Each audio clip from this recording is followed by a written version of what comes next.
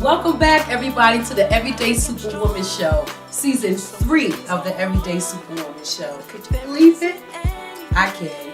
If you can believe it, you best to believe you can achieve it. We're doing it. I'm excited. Thank you all for coming back and joining me and supporting this show. I'm very grateful, I'm honored, and I'm humbled. Well, let's get started. My guest today, my Everyday Superwoman guest, is an author. She is a life coach. She's crowned almost Shango in the Yoruba tradition. Yes. And she is also living with lupus. And I'm honored to have her here, and I want to welcome you. Welcome Ajike Kendrick to the show. Thank you. Thank you for coming. Thank you for having me. Thank you for sharing a part of you with me and with the world. So let's just get right to it. Okay. So let's start with the lupus. Okay. So you are living with lupus. I am. And I like to say living with lupus as opposed to suffering or you understand you're living with it. So tell me, when were you diagnosed with lupus? I was diagnosed in April of 2008.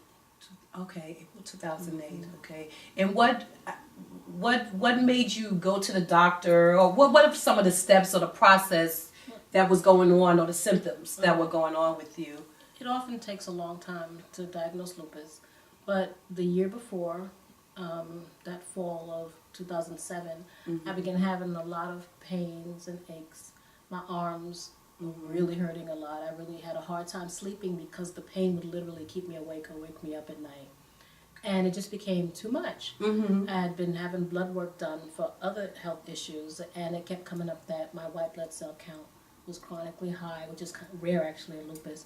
But the doctors were kind of keeping their eye on me because there were lots of things going on at the same time, and they really couldn't figure out what was happening to me. Okay. And because of the pain, my hematologist suggested that I see a rheumatologist.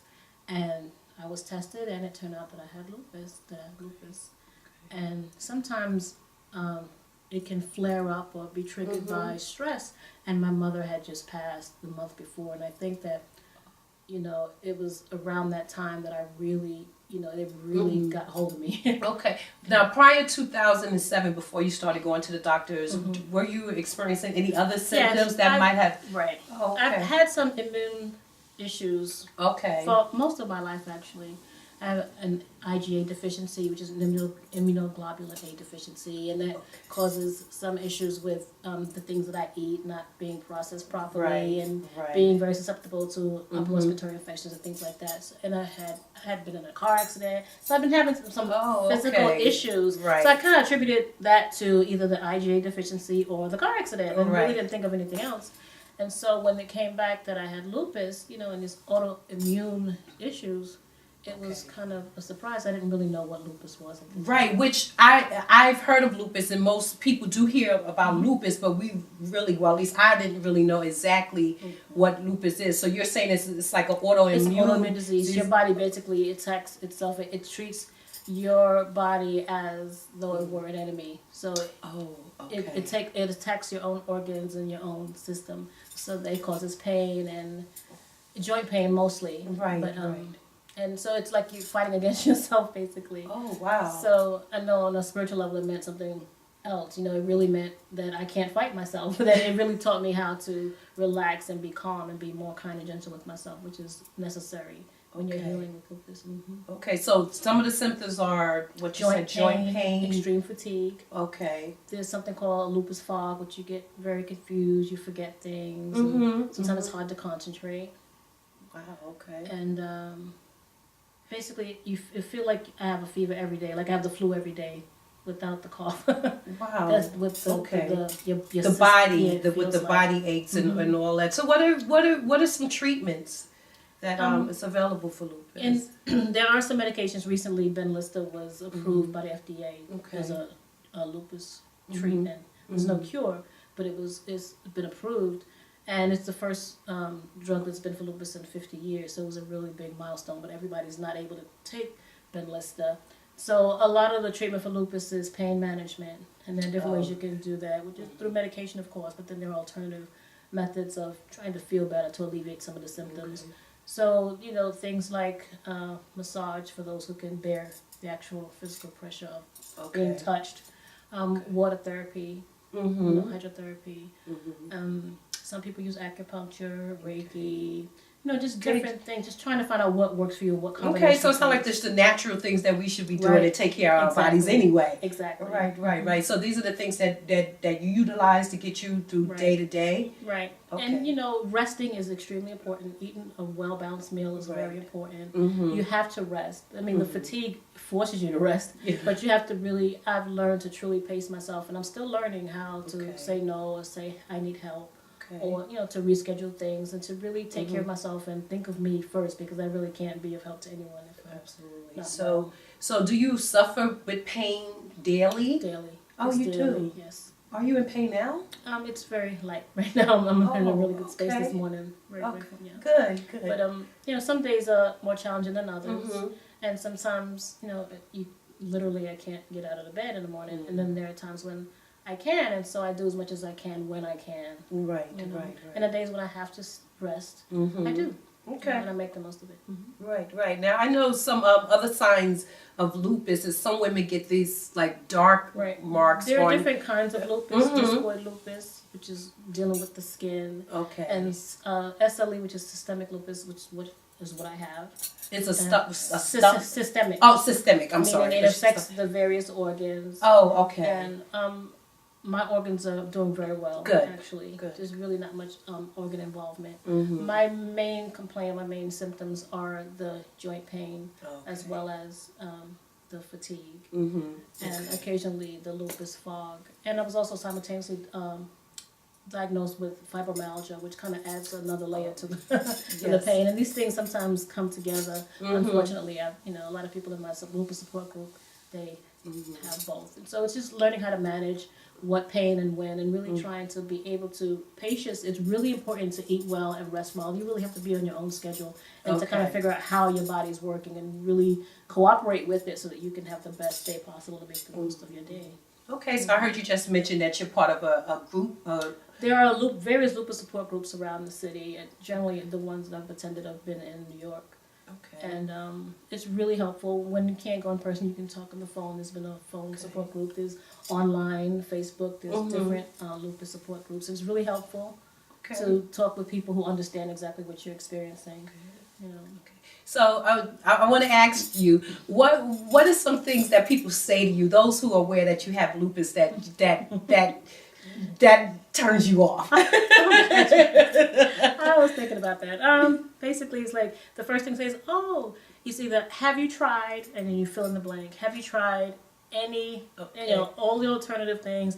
Have you tried exercising? Have you tried losing weight? Oh, my cousin had that, and she's perfectly fine. Oh, my uncle had that, and he's dead. You hear all that. Yeah.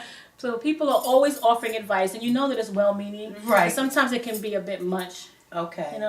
And it's like sometimes it's like, I don't know what the stigma is sometimes with lupus, but people tend to think that if you just do this, then you'll be cured. It's like if you say, "Oh, I have cancer, I have diabetes," it's like, "Well, have you tried, juicing?" It's like, "Yes, and I have lupus." It's like, "Have you tried exercising?" "When I can." It's like you kind of have to be patient with people because sometimes they're uncomfortable because they don't know how to deal with they don't know. So what would you like for people to say or deal with you or someone who's living with lupus? I guess what you would say to anyone when you learn that they have anything, it's like, "Oh, how ask how are you coping with that, and is there anything that you need?" Or if they know that you have a physical challenge or an invisible illness, which is what they call lupus, is that maybe would you like help? I can come over and help you wash your dishes. I can help, would you like to go to the store? Or maybe we can just hang out together, and maybe not expect you to be able to jump up and go someplace, but maybe we can do something local or do something at home, or we can, so just be aware that you can't always jump up and do. Or your energy level is not always, so don't expect things because you have a very precise amount of, it's like living with, in a way, like having a limited income. You know how to thrive when you know how to budget. So I have to budget my time, and I have to make sure that I have time for me, and have to make sure that I don't exert more energy than I have, because I know that there's certain things I have to do. I can't put too many things on my to-do list. Okay. You know, I have to say it and then know that maybe I'll be able to do it once the time comes, or maybe not. It depends. And having people be flexible and understanding really helps a lot. Because there are times when you have to cancel. Right, absolutely. So just to be understanding, you know, and to not assume that you can do something. Right. You all heard that straight from Ajike. All you Ajike fans out there, call her, check on her, ask her, you know, does she need help today, you know?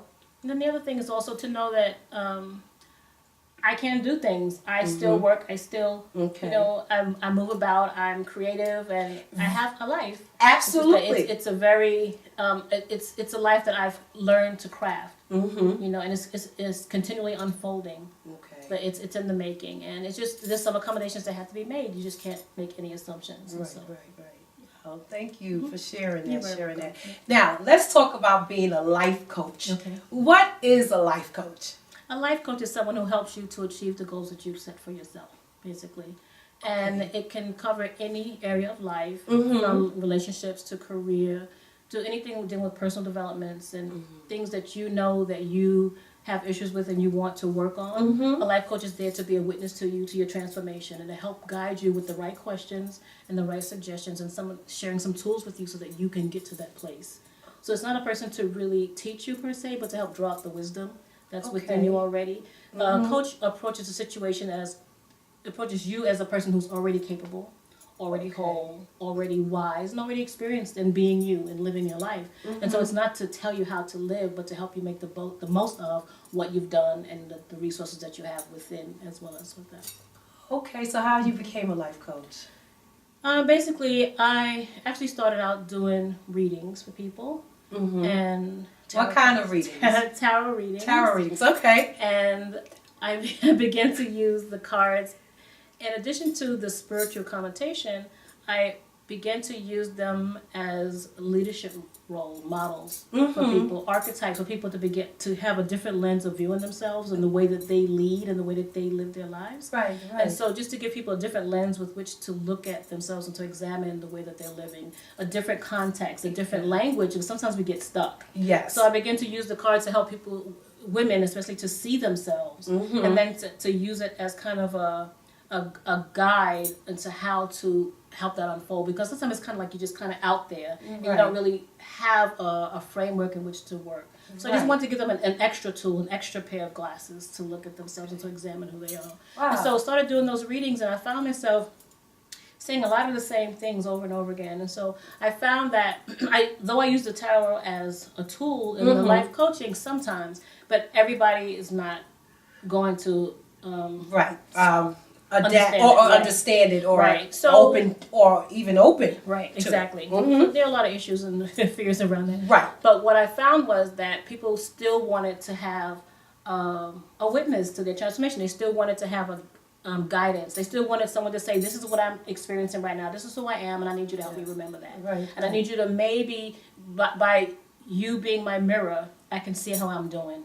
I need someone to be accountable to. And this is a voluntary thing. Life coaching is great because it's voluntary. And we're not going to really dig back into your past to see, what your mama and your grandma and everybody Right, did. you're not a therapist. I'm not a therapist, not at all. It's really about where I am now and where I'm headed. Wow. And this is where I want to go. And I don't quite know how to get there, but I know that it's in me. So maybe if you have the eyes to see who I really am, and we can kind of have this conversation, this ongoing conversation, I can get there. So did you have any training to become a life coach? When I went to graduate school, I decided to do leadership development in women's studies. Oh. Because I wanted a real background. I wanted to really understand leadership and personal development. And I wanted to, my thesis was around women's spiritual power, so I kind of put all that together. So when I finished graduate school, I went back to school and I got a graduate certificate in organizational and executive coaching. And so I wanted to do it on a graduate level. That's really good, because nowadays we have so many life coaches out there, but everyone does not have the talent or the knowledge to be a life coach. And just listen to your background. You a real life coach. You put in the work. Yeah. You know what I'm saying? Yeah. Wow, that's wonderful. I should have called you last week. to help me through some stuff, but that doesn't mean I'm not gonna call you. Okay. You know what I'm saying? So you so interesting. So you mentioned tarot reading. Yeah. Okay. Yes. See, you ready? How'd you get involved with tarot reading? Like what? I've always been a seer. Okay. I've inherited the gift from my grandmother and my mother. Yes. I've always been able to see things about people. I've always been able to read people ever since I was a child. And in 1994, after I graduated from college, someone gave me a deck. And I began to study and learn, and it really spoke to me. It really resonated with me, and it just added another layer onto my own personal spirit work.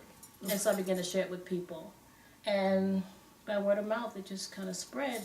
Wow. Do you remember your first tarot reading? Not particularly. Okay, that's fine. I don't know, because I'm just seeing you as this little girl going, you know what I'm saying? Oh, my first tarot reading, I was an adult, but my first reading as a child, I would have dreams of people would come to me with issues and dreams and ask me what I saw and what I thought of their dreams, or I would have a dream and I would tell them what I saw. And the dialogue began even then, you know? Right. So this was just an expansion of that. Wow, wonderful. So with the tarot reading, so are you one of those women that people come to and then, you know, in the night with a hood over their head? Knocking on your door. Okay. Well, actually, I made a conscious effort to differentiate myself from that type of work. Okay. That's what some people do. But I really wanted to take it to another level and really to be able to use spiritual tools in helping people, even professionally. Like, you know, I say I coach leaders, I coach executive, I coach leaders, and there are different kinds of leaders, leaders in different areas and walks of life. And I wanted to be able to help people utilize the tools that they have, make the most of them, as well as share other tools with them. And just, I didn't want to be someone in the corner saying, "Let me read your palm," you know. It didn't felt kind of not right for me. Right. So I wanted to, that's why I went to school the way that I did and studied and prepared and, you know, made it into a business. I understand, because you're not of that energy. So and then there are people that do that, and I respect that. You know, it's just that it's not my It's not focus. your path, your journey. Exactly. Oh, no, I get it. So also you an author of a book. Yes. What's the name of the book? Spiritually. Tell me a little. A day book of power and blessings. Okay, It's a day book, and it's basically daily quotes. It's readings and messages from scripture, poetry, and tarot. Daily messages to help you. You could use it in your personal devotional work, or with a spirit circle or group. You know, it's basically things to stimulate your own thinking and to engage your spirit and exploring further and moving forward in your own development, your own work. You know, a lot of it is about intentional creation, deliberate creation, intention manifestation, that type of thing. And topics on love, abundance, wealth, health, family, just about everything. Oh, wow. So where can we get a copy of this book? It's not yet published. Okay. I'm still in the editing stages. Okay. It's taken me some time. It actually took 3 years to write the book because it was written every day for 3 years. It was actually readings that I sent to clients every day. Oh, okay. 3 years. Oh, wow. So compiling that and editing that, it's a really big process and trying to kind of... I get it. I've been writing my book since 2002. Seriously, I've been writing the book. But I'm not even in the editing stage or anything because there's so much more that needs to... It's sort of like a memoir, you know. So things are still unfolding and manifesting in my life. So I can't complete it. I see that you have your tarot cards. Can we do a little something, or you do what it is that you do? Sure. I don't know what it is, but look into my future. Not too much. The tarot deck that I use was created by Fiona Morgan. Okay. It's a round deck. It's woman-centered and it's multicultural. Okay. It borrows from a few different traditions, and the images include mostly women of color, but include women from different cultures, just so that the women who are using the cards can see themselves, see a positive reflection of themselves. And they're round, so it helps you to understand that life is not always black and white, up or down, reversed or upright, but there are various gradations, and in terms of human experience. And so everything is not always, you know, so clear cut. Okay. So basically, your full name? Kim LaRue. Kim LaRue. Look. Okay, that's good. However you identify. That is my voice. Okay. Okay. Some people let their clients pick a card or touch the deck. That's not my practice, so I don't let anybody touch my deck. Oh, okay. So that answered my question. In my head, I said, "Oh, can I pull it?" Alrighty, don't touch. Okay. It's just the way it works for me. Seven of Pentacles, appraisal. Oh, that's nice. This card says that it's Pentacles, which means it's of the earth. Okay.